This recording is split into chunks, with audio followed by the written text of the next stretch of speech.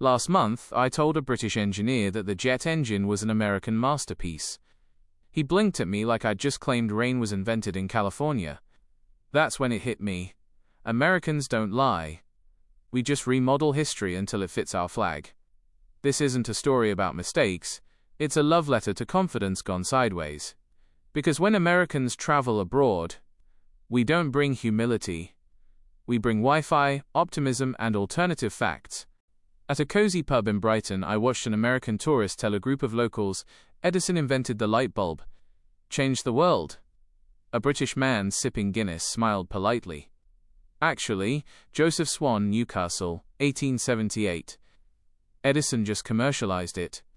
The American paused, eyebrows raised. You mean copied? The Brit grinned. We call it sharing inspiration across the Atlantic. The whole pub chuckled, not mockingly, just that quiet, lethal British laughter that says, you've already lost. The tourist sipped his beer and muttered, well, at least we made it brighter. At the Science Museum in London, a woman in a red Boston Strong hoodie pointed at an exhibit and told her teenage son, see that camera? American invention. Kodak. We basically invented memory. A British guide passing by smiled. Actually, that's William Henry Fox Talbot, an English gentleman, first photographic negative, 1830s. The woman frowned. That can't be right. Cameras were like Wild West stuff. The guide gestured to the display card, Lecoq Abbey, England. Her son whispered, Mum, it literally says England right there. She squinted. Then why was it in my school book under American innovations? The guide gave her the look of a man realizing history is optional in some places. In Shropshire, a cheerful American couple stood on the world's first iron bridge. The husband told a group of hikers nearby, this must be inspired by Pittsburgh. With a steel city. One hiker turned. Inspired by? Mate, this bridge was built before Pittsburgh had plumbing. The American laughed. Oh, you mean like a prototype? The hiker smiled. A prototype for your geography lessons, perhaps. This pattern isn't arrogance, it's curriculum design. In America, history is taught like a Marvel movie. We jump into the third act and save the day. Teachers don't say Edison improved the bulb, they say he invented it. Fox Talbot didn't develop photography. Hollywood created visual storytelling. It's not that we're lying, it's that we were never given the director's cut. And when that half story collides with the people who lived the full one, sparks fly, usually under a Union Jack. At a train museum in York, an American dad lectured his family in front of a gleaming black locomotive. This right here represents American innovation at its finest. Steam power, industrial age, all of it. A nearby British volunteer interrupted gently. Actually, that's George Stephenson's rocket. British, 1829. The dad nodded like he hadn't heard a word. Exactly. Americans took that idea and made it global. His teenage daughter whispered, Dad, we're literally in England. He just smiled. And yet, somehow, I feel like we built this. During a boat tour on the Thames, an American woman asked the guide, when did you start using GPS here? The guide laughed. We've been navigating this river since the Romans. She nodded. Right, but America invented navigation technology. The guide tilted his head. You mean John Harrison's marine chronometer? Greenwich, 1759. She blinked. Who's John Harrison? Only the reason you can find your hotel after a cruise, he said with a grin. At a London pharmacy, a young American told the pharmacist, we revolutionized modern medicine. Aspirin. Vaccines. Anesthesia. All thanks to us. The pharmacist smiled, scanning her items. Aspirin, German. Vaccine, British. Anesthesia, Scottish.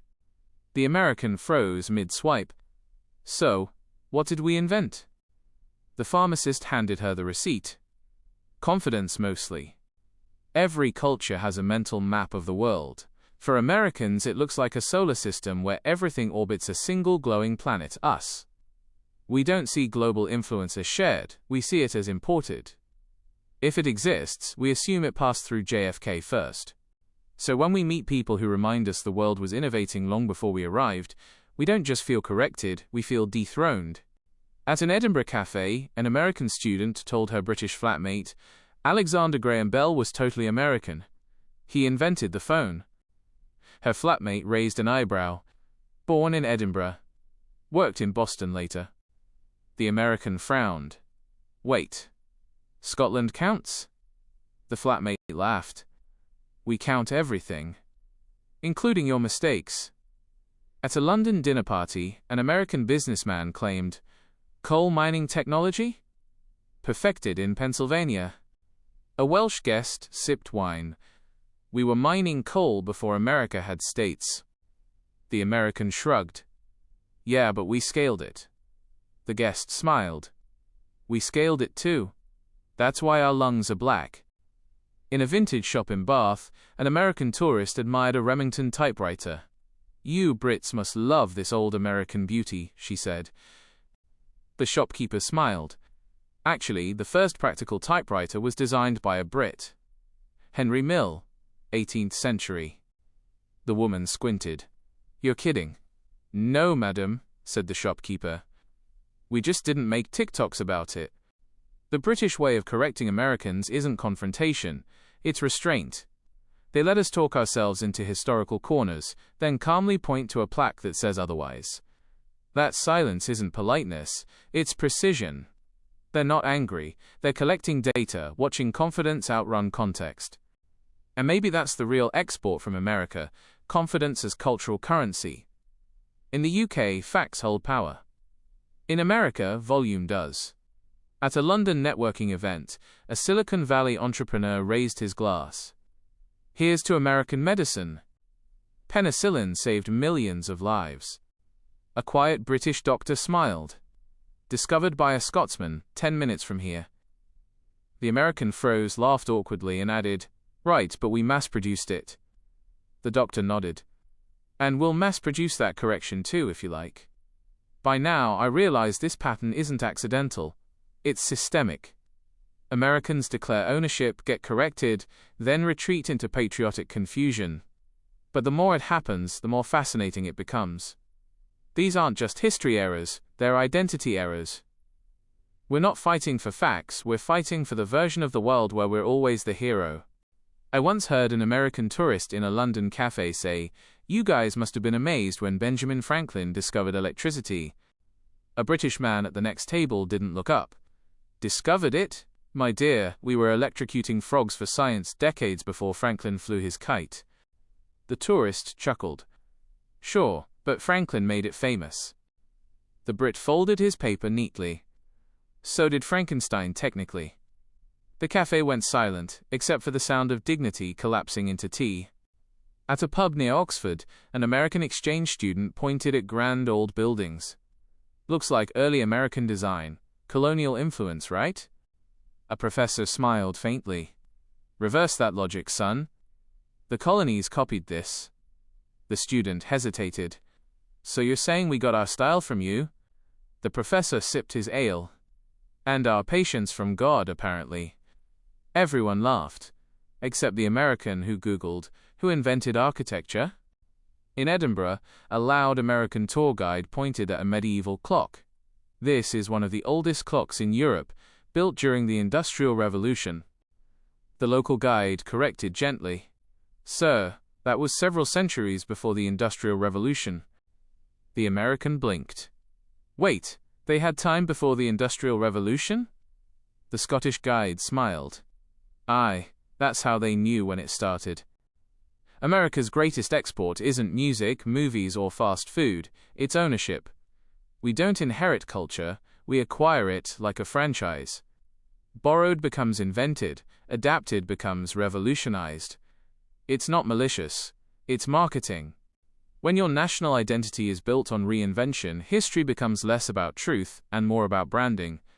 We don't just make things, we make them ours. A visiting American volunteer proudly told nurses in a London hospital, I love how you've adopted our American system of healthcare efficiency. The nurse raised an eyebrow. Our system existed first. We just skipped the billing part. He laughed nervously. Oh right, but your ERs must be chaos without insurance filtering people. She smiled thinly. We call that compassion. At a London business conference, an American CEO said, modern banking really took off when we standardized it in New York. A British historian replied, you mean after the Bank of England was established in 1694? The CEO blinked. 16 what? The audience laughed softly, like a library full of revenge. He adjusted his tie. Well, we perfected the customer service model. The historian smiled. Yes, you made debt friendly. In Cambridge, an American law student argued, trial by jury, one of America's finest democratic ideas. The lecturer tilted her head. Invented in England, Magna Carta, 1215. The student hesitated. Oh, we just made it fairer. The lecturer smiled sweetly. By televising it, yes. Every British correction feels like a velvet slap. They inform, not humiliate. In America, correction feels like an attack. In Britain, it feels like weather. You endure it until you're soaked in facts. That's the difference. Americans fear being wrong because it threatens identity. Britons enjoy being right because it confirms continuity.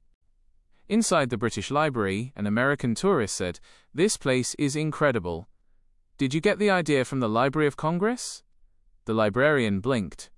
The Library of Congress was founded in 1800. Ours opened in 1753. The tourist paused. So we copied yours? The librarian smiled. We call it sharing information.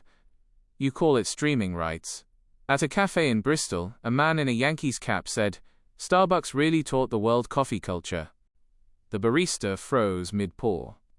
Coffee houses started here. 1650s, Oxford. London. Vienna. The man frowned. Then why isn't it called British roast? The barista smiled. Because we don't need to trademark everything we enjoy. An American gardener visiting an English estate said, I love how you modeled your gardens after our New England style. The groundskeeper looked baffled. Our gardens were here when your country was trees. The American grinned. Yeah, but we put fences on ours. Exactly, the groundskeeper said. We call that the difference between beauty and control. Psychologists call it cultural anchoring, claiming things subconsciously to feel secure. To Americans, invention equals identity. Admitting something was British first feels like surrendering pride. But the irony, Britain moved on from empire, America became one without realizing it. Our confidence is currency, spent everywhere. But confidence without curiosity? That's just colonialism with Wi-Fi. At a London film festival, an American critic said, Hollywood invented cinema. A British filmmaker raised an eyebrow. Lumiere Brothers, France, 1895. Burt Acres, Britain, 1890s. The critic smirked. Yeah, but we made it global. The filmmaker nodded. True. You also made it louder. The audience laughed, and somewhere, history clapped quietly. During a podcast in Manchester, an American guest declared, the Internet, America's greatest gift to the world. The British host smiled. Tim Berners-Lee, Oxford, 1989. British. The American blinked. I thought that was Silicon Valley. The host replied, no, just where it became an ad platform. At a Liverpool train station, an American tourist said, it's wild how you adapted our subway idea. A British commuter laughed so hard he nearly missed his train. Mate, the London Underground opened in 1863. The tourist blinked. Wait, before New York? By half a century? The American stared at the map like it had personally betrayed him. The worst one happened to me. At a London dinner, I proudly explained how Americans invented modern democracy. The table went silent. A historian said, Magna Carta, 1215, English Civil War, 1600s. We experimented with representation before you existed. I tried to laugh. Yeah, but we perfected it. He smiled gently, then sold it back as content. That silence wasn't awkward. It was educational. Here's the truth I learned, stinging in the best way. Being wrong isn't the problem. Staying wrong proudly is. Every British correction isn't insulting. It's an invitation into real history. Humility isn't defeat. It's access. It's how you move from a loud tourist to an actual guest. A week later, my British friend sent me a list. Things you Americans didn't invent but perfected the confidence for. 50 items: trains, telephones, tennis, toast. At the bottom, one more. The art of explaining someone else's invention back to them. I texted her. "We call that cultural enthusiasm," she replied instantly. "We call it denial." I laughed. She was right. And I didn't argue.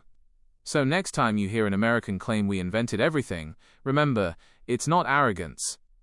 It's upbringing. Our textbooks weren't wrong. They were incomplete. Confidence is our national sport. Correction is Britain's quiet revenge. That's the beauty of travel. You don't just see new places, you see your own blind spots. Sometimes the most powerful discovery abroad isn't about them, it's what you finally learn about yourself.